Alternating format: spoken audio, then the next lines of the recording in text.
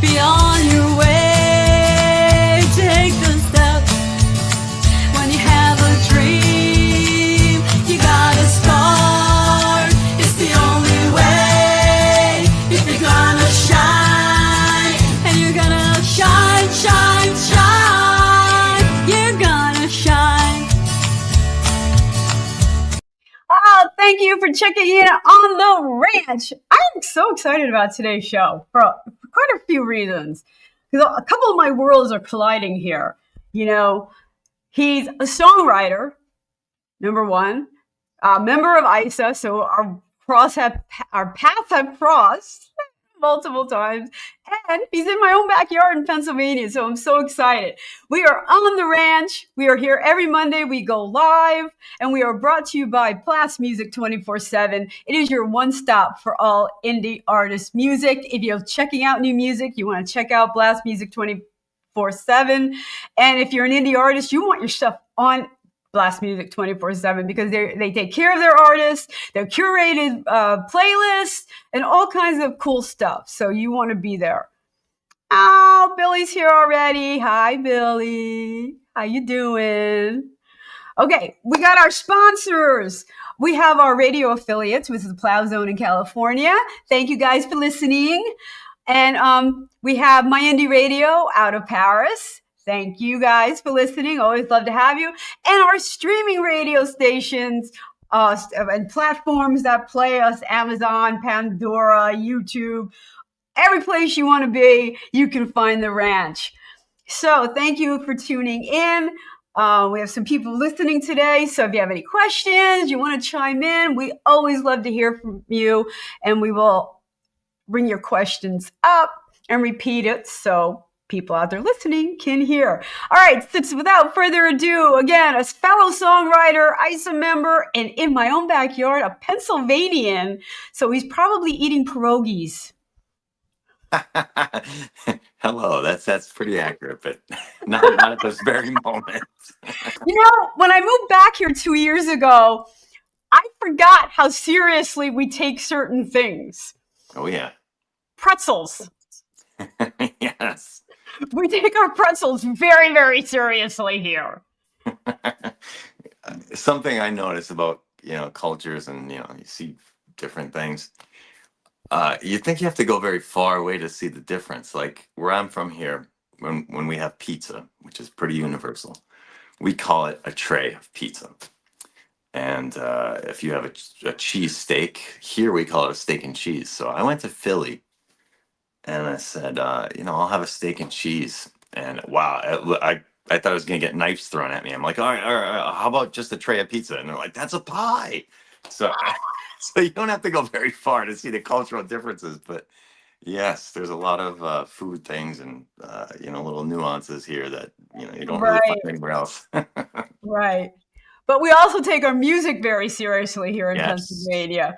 Very big music area. So it's nice to have you. And Billy, thank you so much for saying I look fantastic, as always.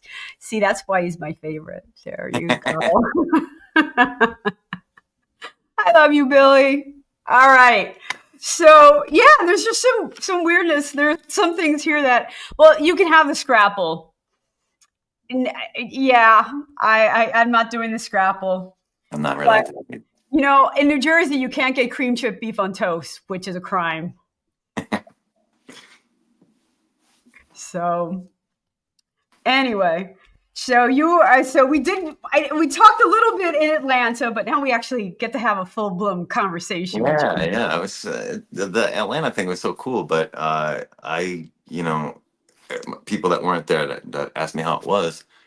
Like I saw really nothing of Atlanta. I don't know about you. Like it was 3 days of extremely structured stuff, and like I think I was on award day. I was like, geez, I hope I have time to eat. Like there was everything was just because I didn't want to miss a lot of this summit stuff.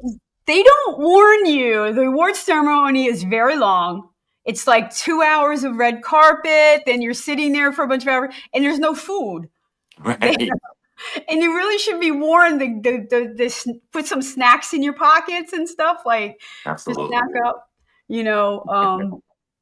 They need to do that disclaimer. But this is the first year it was this structured, that we Yeah, actually had workshops and stuff. This was the first year they did that, and I thought it was very cool, you know, to have that for us artists. So that was, well done.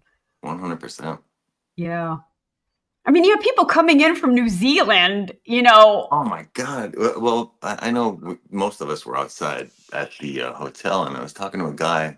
God, I don't want to say his name wrong, but I believe his name was Alan.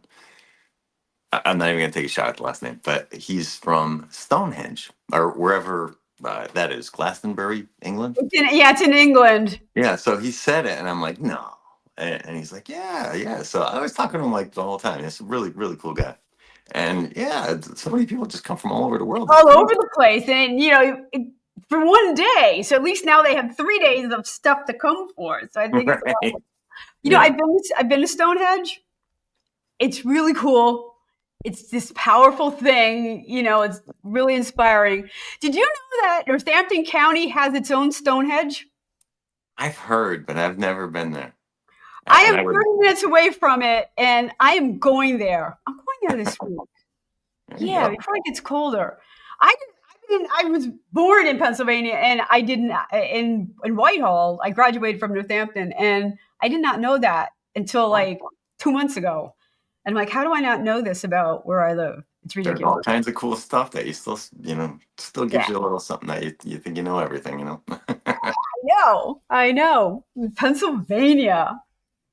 All right, so let's talk music. Let's Let's do talk it. music because you write.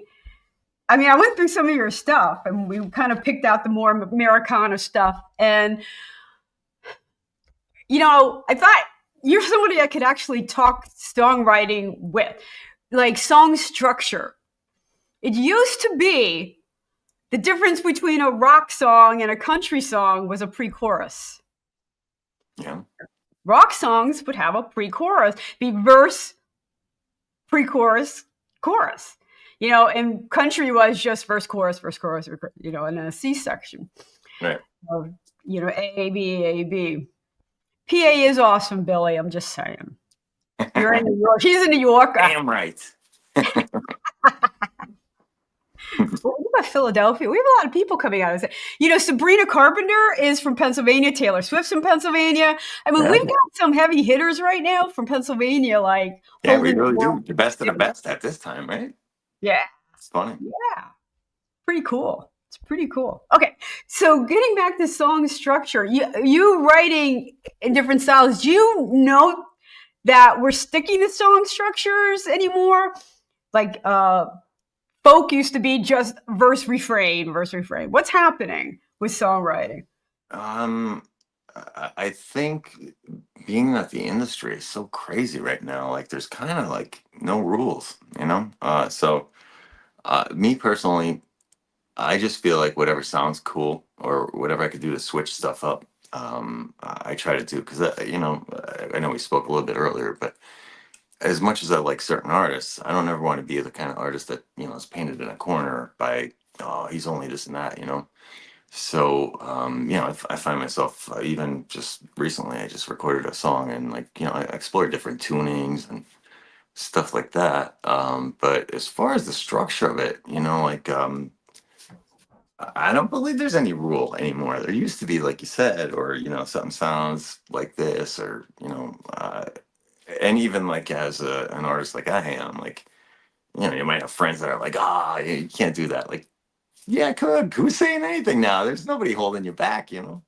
So, It does seem like the lines are blurred a lot more than they used to be. We're not following form and structure or like we traditionally did like 20, 30 years ago, but you still have those people who want traditional country, you know? there'll always be what are they called, purists, something Yeah, like that. yeah, and I had this conversation 3 summers ago when I was touring around. I hung out with Eric Summers, and what a great guy he is. So good to coming up artists. And we were talking about, going back in the studio, and you have a fan base from a couple years Now, how do you stay fresh and current without losing your fan base? Like, do you do all your stuff like 10 years ago and stay in that niche? How do you keep it fresh? That's tough because I think early on you have to show that you're uh, able to cross genres, or maybe not cross them, but just flirt and however, because if you're maybe two or three albums into a style of music and on the fourth album change completely, it might feel very gratifying for you, but then yeah, the fans are like, what the hell is this, Oh, so what? there's a Isn't that big what leap of Styx faith. did? I mean, the Styx did that. They had these albums, and all of a sudden they had this huge departure, and everyone wanted to stone them. Yeah, and then you have other artists who do it and they're praised left and right, so it's a weird thing. So I think you kind of have to prepare a little bit, like every album, to throw songs that are mixing it up, with the traditional format, just so that it gives you that room to explore, you know. Yeah, you can grow a little bit this way, grow a little bit that way, Yeah, because and with the purists, like I said, well, we were talking about, it doesn't even really matter. You could kind of pick an example from any genre of music, but um, when fans are diehard fans to something and you see that artist make a change, even though they, how often do you want to play the same thing over and over again? So they, depart from their style, and the fans are like, what the hell, So you that's a know, very fine line. and you're right to a certain extent. You've been on tour with some key acts whose fans want to hear certain things. Yeah. Yeah, that that's something too, that, like, as an art, I don't know. I think if you're just a fan of music and you're not a musician, there's a whole different way to look at things. Like, you see a concert and some band comes through town, and like, you judge them so much on that one night because it's your night out, if you're not a musician or whatever. Okay. And they might be playing 50, however many nights in a row, and whatever. So I remember going, oh man, whoever so and so, that was a bad show. And then I've been playing like so much. I'm thinking, geez, maybe I gave these guys a bad break because it's very hard as a musician, and you're constantly being judged, because it's just the way it is. So Yeah. that is And tough. fans have that song they want to hear, and they don't want you to deviate. Right? And you're like an artist trying to grow and come up with fresh new stuff. That's very frustrating. Yeah, I can imagine, especially the groups that are considered one-hit wonders or whatever. It's like very frustrating for them to try to spread their wings, kind of, Yeah, yeah. And kind of pigeonholed into that song. And you're Yeah. like, wait, I had another one that was good too. Right. And what's what must be really frustrating is when it's a song that's very off from, like, their typical style. It's like, oh, we are now this band. Yeah, yeah. That's, Yeah. Okay, wait. Mindy says, I was very upset when Bob Dylan didn't play a single song I knew. oh, Bob Dylan. Yeah, that was the Summer Outlaw tour, and unless he did sing it, and I just didn't recognize it because I couldn't understand him. But yeah, it was disappointing. But then you have in the same show, you had Robert Plant and Alison Krauss, and they pulled it off because all of a sudden you're hearing a song, you're like, "Wow, this is cool." Wait a minute, this is a Led Zeppelin song, and it's acoustic, and it was so cool. Robert Plant is very cool. True. He's And one of those Alison guys Krauss that is really cool. I think it was her arrangement because they had some fiddle in it, I'm sure she definitely twisted the arm on that one, because uh, I actually have a weird experience. A musician I played with a guy from Led Zeppelin, John Paul Jones, and so I got to see a little bit on the inside there, and what I saw was there's a something on the radio where they said that there's some single where John Paul Jones sang, like some unheard thing. So I heard my friend call him and John Paul Jones, and he's like, Robert will literally say anything to not talk about Led Zeppelin. So I was like, oh my God, I literally heard it right from the horse's mouth on that. So yeah, he doesn't like to dwell on that, the Led Zeppelin Yeah. stuff. So I that's mean, at really some cool. point, you're trying to grow as an artist. That's a hard shadow to get out of, but he's definitely done. It is. All right. So let's talk about your legacy, things that you've been up to. The first thing we're going to hear is "Keep Your Head Up, Kid." Yes. Tell me how that song came about, your writing process, all of that. Well, I fell in love with a girl, and I wrote the song about her. She had a challenging life, and always very hopeful. And no matter how hard life hit her, she always just remained hopeful. And I was like, I gotta write a song for her. And that was one of the songs where I was exploring some different tunings, and yeah, it just kind of came out. It's one of those weird things where you noodle around a little bit, and you're like, oh, there it is, that's it, I gotta lock that in. And it came out, and yeah, I just tried to celebrate my girlfriend Lori. Do you start usually with the music, or you start with an idea of the lyrics, or some combination thereof? That's tough. A lot of times what I do is get a lot of phrases or lyrics, and I just kind of have a bunch of. I wish I had something handy, but post-it notes. I have them all over the place. All right. So I end up using it like a jigsaw puzzle, kind of putting them all together. But again, no rules there either. Sometimes I'll just sit down and actually write a whole song. Mm-hmm. But most of the time, I can't really even say there's a formula. It's always different. So I think the real jackpot is when you grab a guitar and you start playing, and then the lyrics come. But most of the time, it's either one first or the other first. But yeah, that was one of the ones though where I think the lyrics came first, and then I was like, I tried this in a tuning, and that's what happened. So you kind of started with the story and then added the music behind it. Yes. All right, let's take a listen. Keep your head up, kid.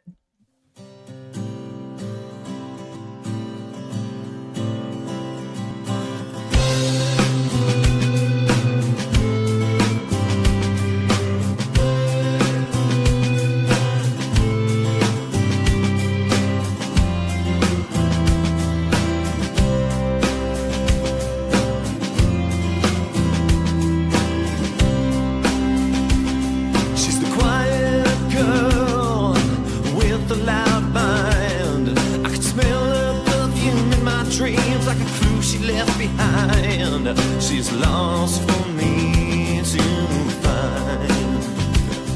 I could see her if I was blind. She wrestles with the sanity nobody lets her heal. The selfish world, it never cares when she cries or how she feels. The pain she can't conceal, but a glow is oh so nothing that you did. So keep your head up, kid. Keep your head up, kid. The key to happiness belongs in no one else's pocket. 'Cause there's always hurt when someone else throws away the locket. If it's real, it won't change the topic. Everything else is toxic. Her emotions frayed through the chaos and the war. She challenged death when she couldn't take it anymore. But like an angel at the door, we fell in love on the 7th floor. I watched as she slid. So keep your head up, kid. Keep your head up, kid.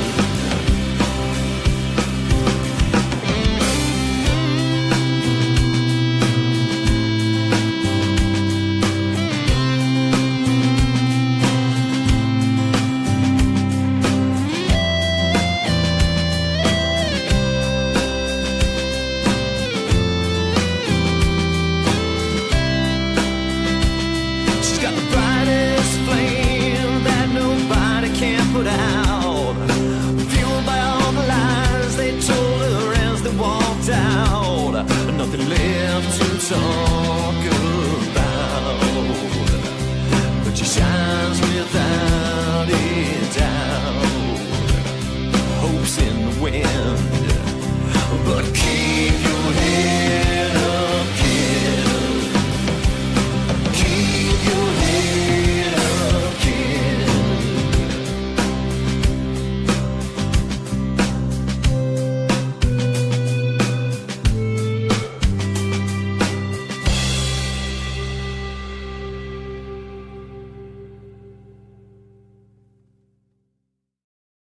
And we are back on the ranch. We are brought to you by Blast Music 24/7, your one stop for indie artists, new music, or if you have music, you want to put it on Blast Music 24/7. We are also brought to you by Hotel Universe, your one stop for all your video needs. We want to be competitive in this business. We don't compete with each other, but we want to look good. So tell them Randie sent you. They're all going to hook you up.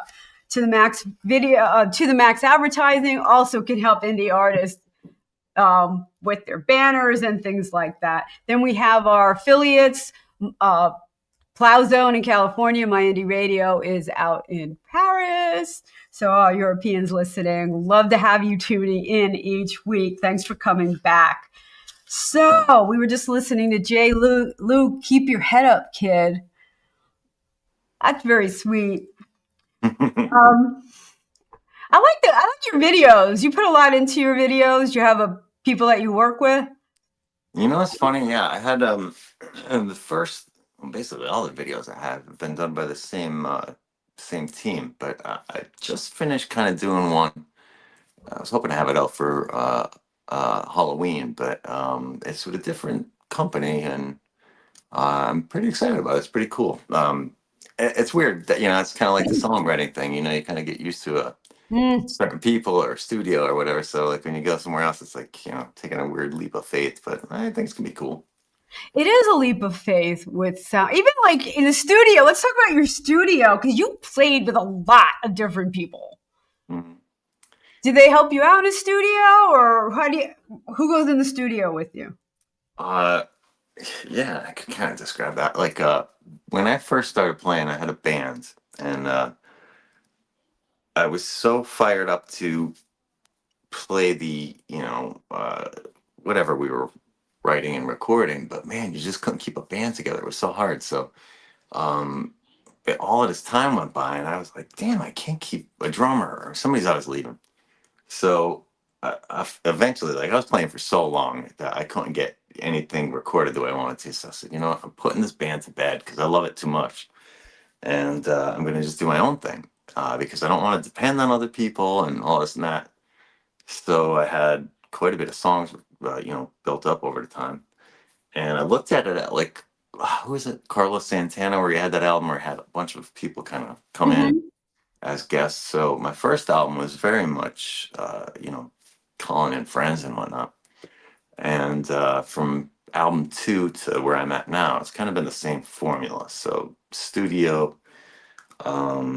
it's like a rotating cast for the first album, second, and right to where we're at now.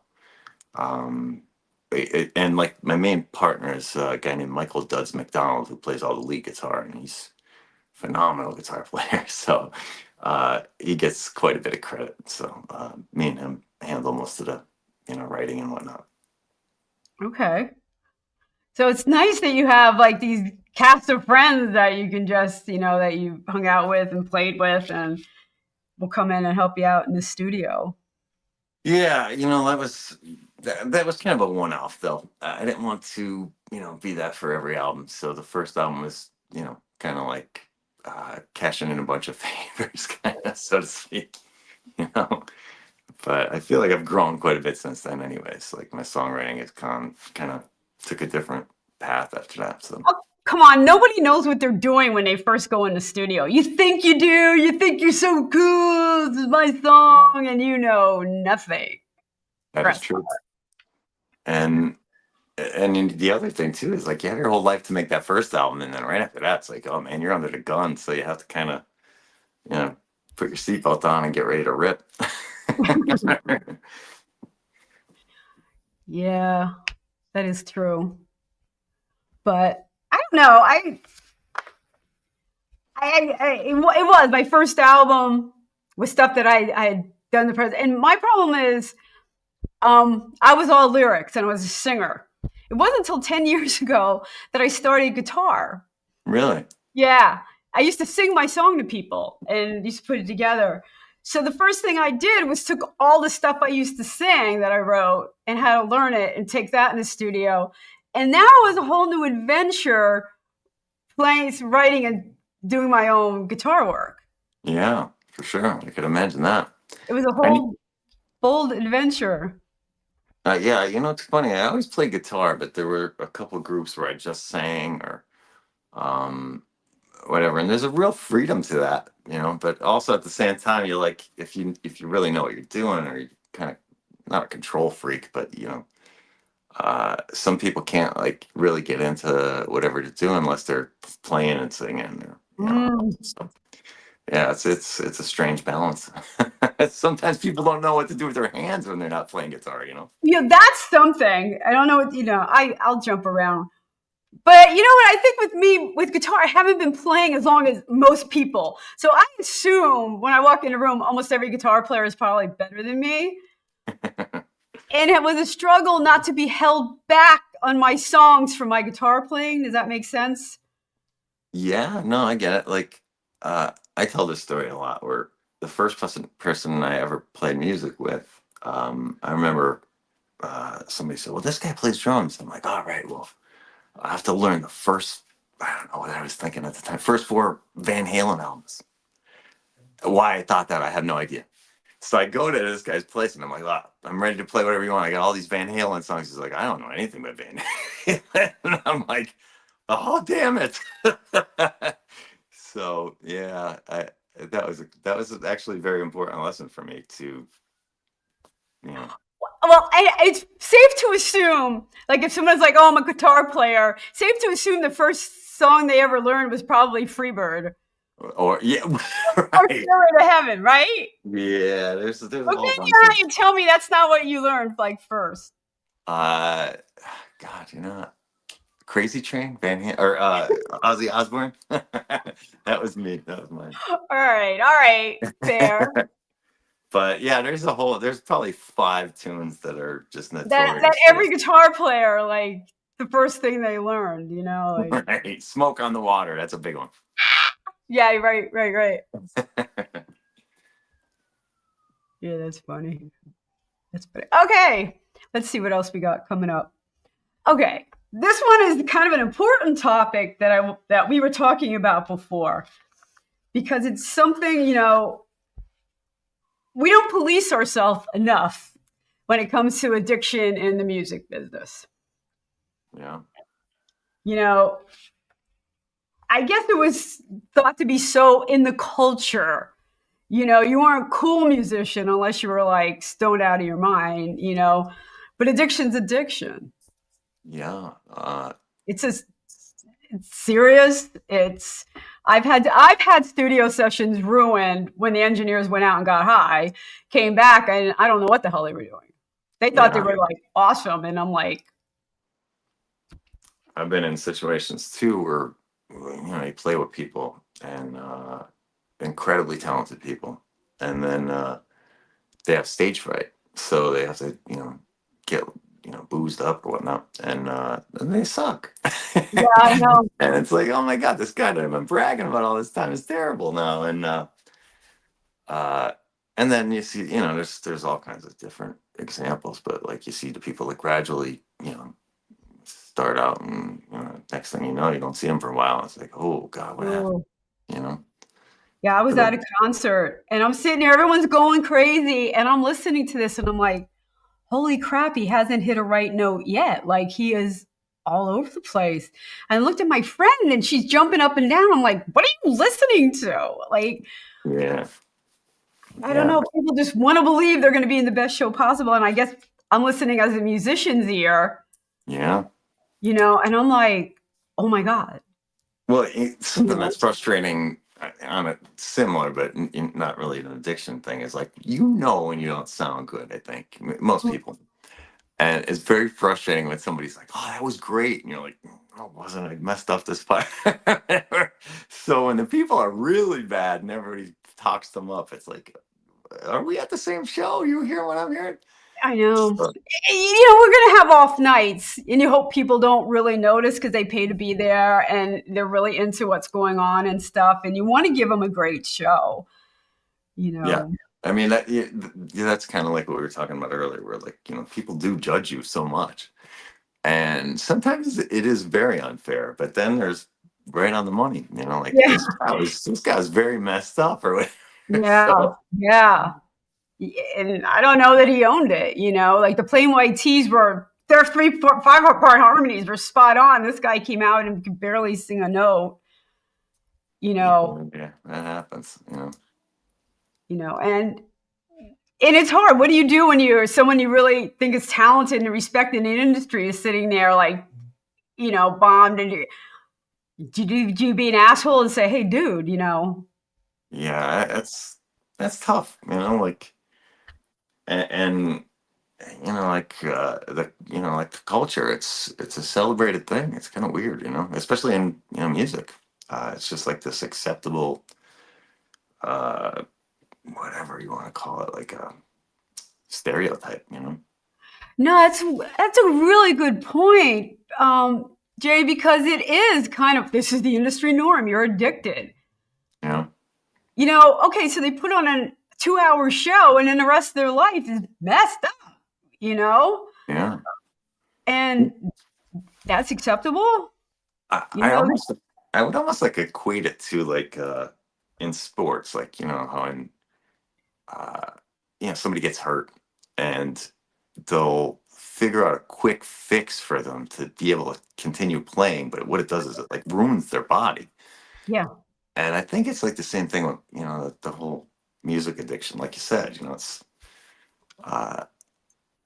It's this thing that just you don't realize creeps up on you, and Right, stage fright. Here, take this, and can't sleep. Take this. I mean, Michael Jackson died of twilight to help him sleep.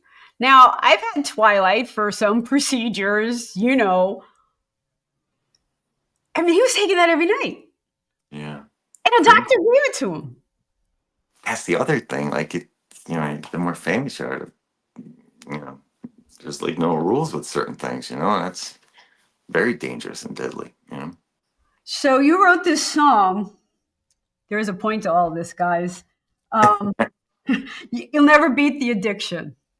Oh, yes. I like to. I love this video, by the way. I think the video is so well done. I like to talk about it because I think a lot of people get the wrong idea. Is I wrote this song as if the lyrics were coming from addiction. If it were a person. Yeah. Saying like, whatever you're going to do, you're always going to keep crawling back to me. And I don't mean that in a way where people can't change their life. Of course they can. But, almost like building on a stereotype of how you see these things. And it doesn't have to be about drugs, or it could be about gambling, sex, or, all kinds of things. So, yeah, like. And it's almost like your fans want to keep you there. Yeah. He's so awesome. He's so cool. He's, this is what we're paying to see. And that takes a toll on anybody. It does. I looked up to all of the wrong people in my life. And yeah, it really, it was a mind-blowing thing to realize how bad some of these people were. Yeah. And were they bad from the start? Who knows? Fame does weird things to people. The way they deal with it is also weird too, Yeah, for sure. For sure. All right, let's take a listen. As if addiction is speaking. Let's do it.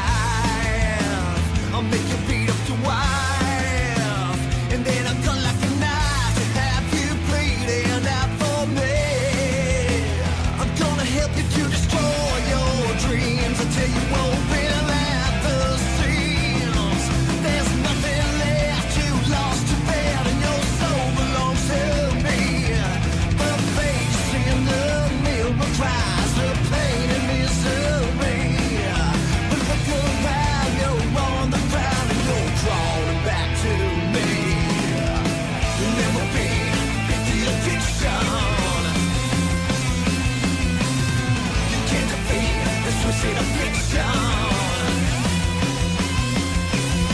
You'll never beat the addiction. You can't defeat the twisted affliction. Round two, you're back for more. To pick you up off the floor, but still you can't defy your needs. The dealer's got loaded dice. Go on and pick out your vice. It always comes at a price, 'cause no one gives it up for free. I'm gonna help you to destroy your dreams until you open at the seams. There's nothing left, you lost your bed and your soul belongs to me. The face in the mirror cries the pain and misery. But look around, you're on the ground and you're crawling back to me. You'll never beat the addiction. You can't defeat the twisted affliction. You'll never beat the addiction. You can't defeat the twisted affliction.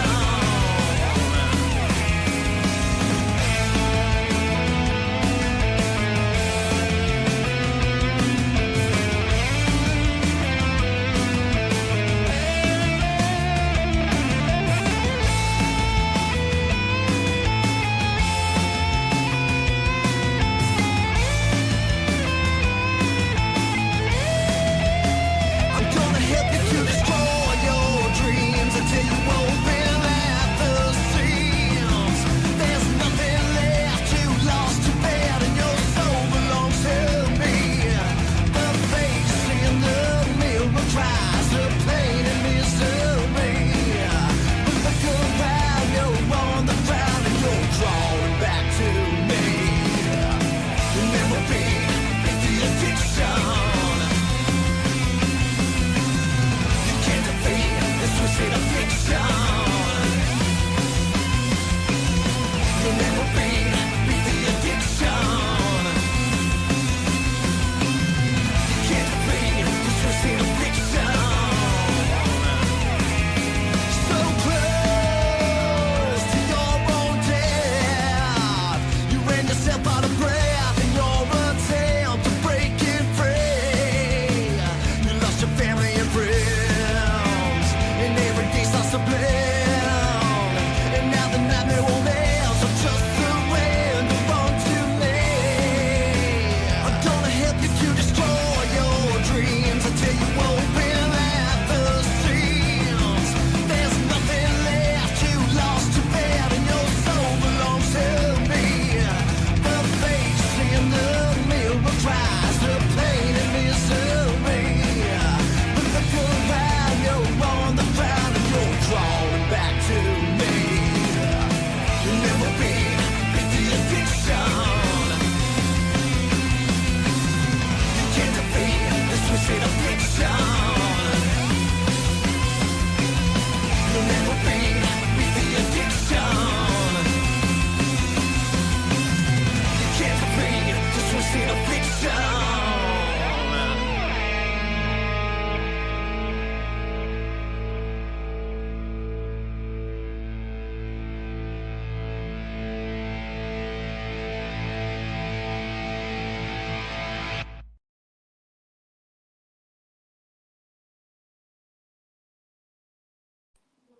And we are back on the ranch. We are brought to you by Blast Music 24/7, your one-stop for all indie artists. Also, Plow Zone out in California, My Indie Radio out in Paris. Thank you guys for listening. Streaming radio. You can also catch us on Roku TV, which is really cool. Thanks to Hotel Universe, our sponsors. Thank you so much. All right, we got some comments. Billy gets it. He's clapping. Rocking out to that one. And it's a really pointed piece that some people probably don't want to hear. Let me ask you this. You've been around, you've shared the stage with some key people, has it changed has it gotten any better over the years? I know these youngsters, I don't know, they hide it better. I don't know.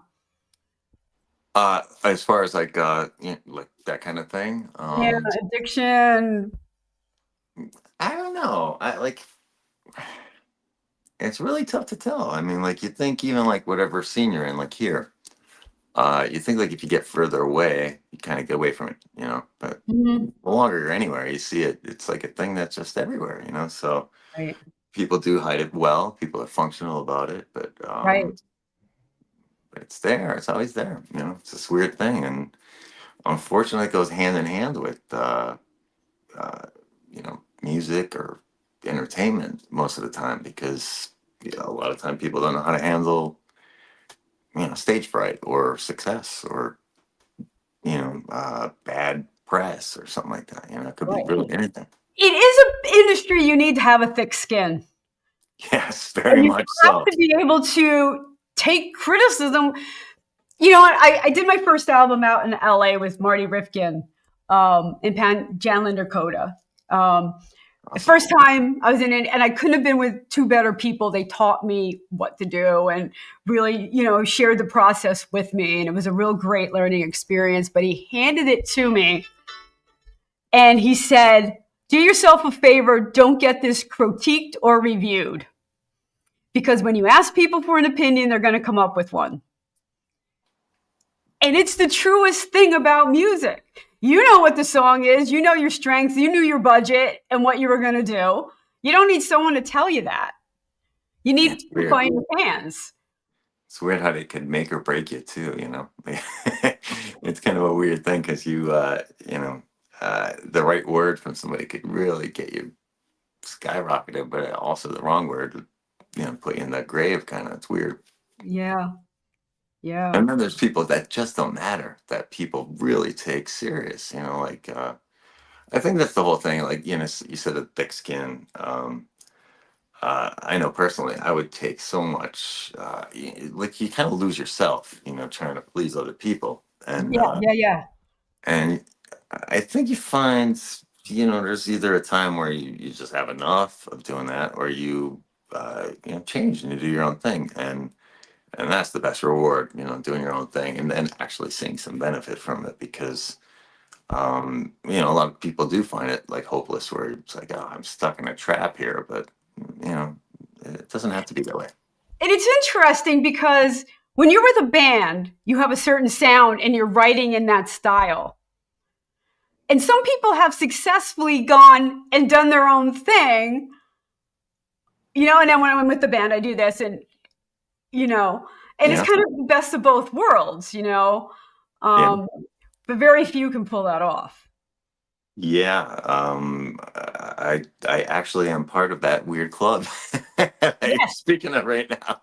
So yeah, I try to, you know, if I was only in the band, I think I would be very frustrated, you know, because being in a band is like being married to three, four other people, and I say it all the time. It's like everybody's trying to grab the steering wheel and take it in a different direction, and Oh, that's so great. I've never heard that before. I love that. so, uh, you know, sometimes that makes things awesome, but a lot of times it makes it very chaotic and crazy. So for me, the sanity is doing my own thing, you know, and it makes it a lot more tolerable to not take things so personally from the band standpoint, you know. Right. Right. It's almost have you relief from the band. I get to be myself and Yeah, have personality outside the band. right. Like you could see, You know, you know, you see that in a lot of acts that you like that are like, geez, I just watched well, not just watched, but it was a Beatles documentary where George Harrison was like very frustrated and he quit. He quit the band. And it was just the craziest thing. Like, I guess Paul and uh, John were like shutting on all of the ideas. And they left the studio and he said, well, I guess I'll be seeing you guys then. And they're like, well, yeah, we'll see. He's like, no, I'm quitting the band. It was just so nonchalant. Like they couldn't even believe what they're like. He didn't just quit the Beatles, but he did. He was frustrated, and you could see that. I mean, even the biggest bands, obviously the Beatles, if you know, yeah. definitely plays something. You know, Right. You do, with that you meld and you're the beetle, you don't have a life outside of it, People don't Right. understand what that could be like. That's very tough. We're gonna be bombarded with every Beatle fan right now. We're gonna All right. We have your last song up is Side Effects, which is the industry, the pharmaceuticals, which play a huge role in addiction. They make things like more addictive. Like, Yes, I remember this was like one of the first things I wrote. I have a terrible insomnia problem, so to actually date myself on how old this is, it was at the time where I'd be up at 3 in the morning or whatever, and the only thing that was ever on at that time was infomercials for these wonder drugs right. that and it was just like almost like subliminal nonsense, where it's like, oh, are your eyes whatever, well, this will fix your eyes, and whatever, people are smiling with these crazy smiles, and then there's this rapid fire list of side effects that you can't even make sense of, because they say like 400 things in 30 seconds. And I was like, what the hell? How are people like, and then like, 2 months down the road, you see, did you take this? You might be entitled to whatever, like, so all of these drugs or whatever medication, they're worse than what they're trying to treat all the time. And that's the big, danger with pharmaceutical. Like, they don't really care to help you as much as they care to make money. And Mm. so the video is kind of a play on the infomercial thing, and I guess the lyrics are kind of too, but it's a serious take on it. Like, just watch what you're doing there. You kind of have to do your homework, where these things sound great, but the side effects are so much worse. Yeah. Yeah. The side effects are so much worse. Okay, listen to Side Effects.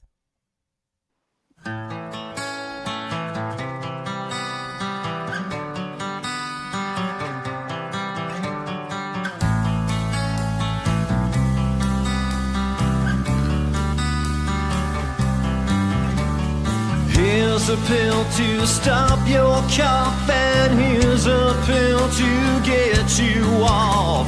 Take this when you're in too deep, and take this one when you can't sleep.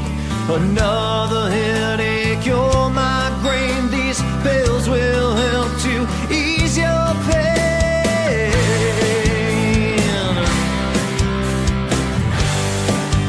These pills will help to ease your pain.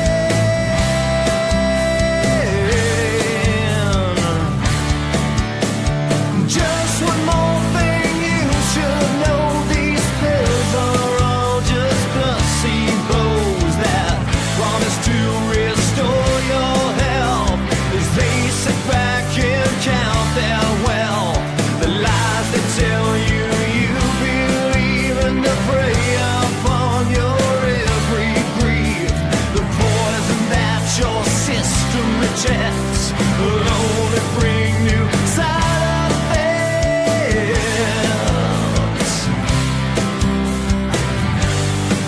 Will only bring new side effects.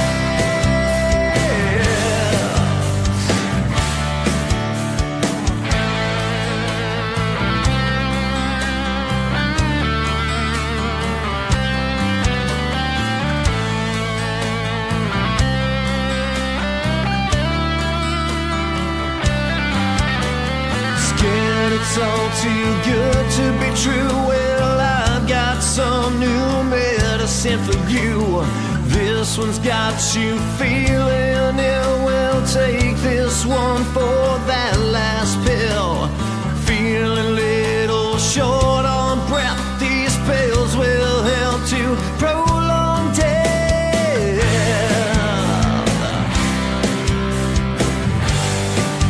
These pills will help to prolong death.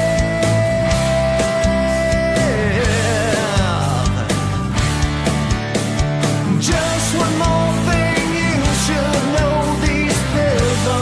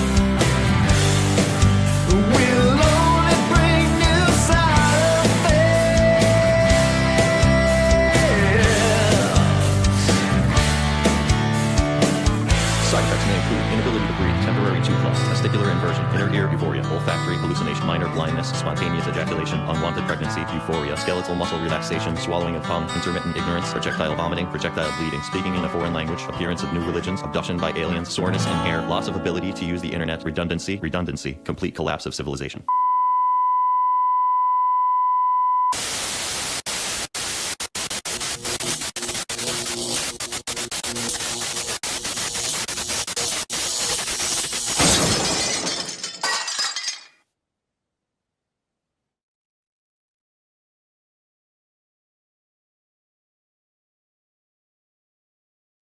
And we are back on the ranch, brought to you by Blast Music 24/7, your one stop for indie artists. And if you're an indie artist, Americana music, as you notice, I do deviate from time to time. Fill out the form on my website, which is Randie O'Neill, Randie. I know I hate spelling things out. You probably aren't listening, but if you don't spell Randy right, you get a baseball player. So randieo'neill.com/shows, and you too could be on the ranch. And I love that video. Thank you. Yeah, we put a lot into that one. I know. Billy says the cure can be worse than the disease. Great riff. It really, really is. And it is so true. 100%. So true. Oh, this flew by. This time flew by. So, Jay, you're pretty busy being the big emerging artist that you are. Congratulations on that. So where can we find you? What are you doing? What's coming up next? What's going on?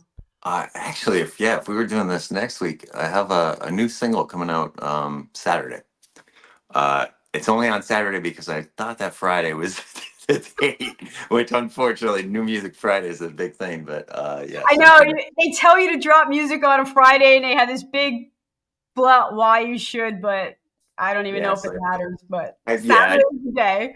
I dropped the ball on that, but yeah, I do have a new single coming out on Saturday. Two shows this weekend, and I can't really.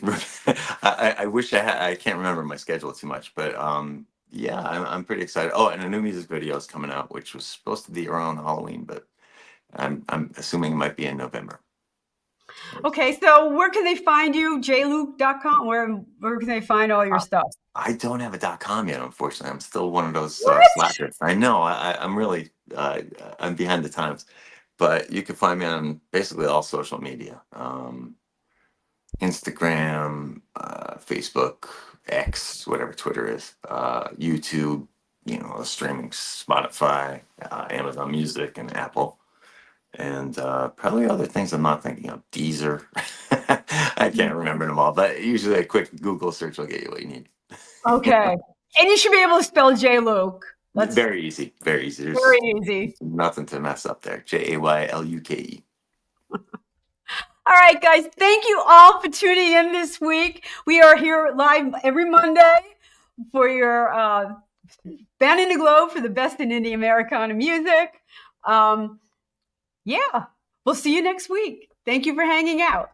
Thank you for having me. Hang out.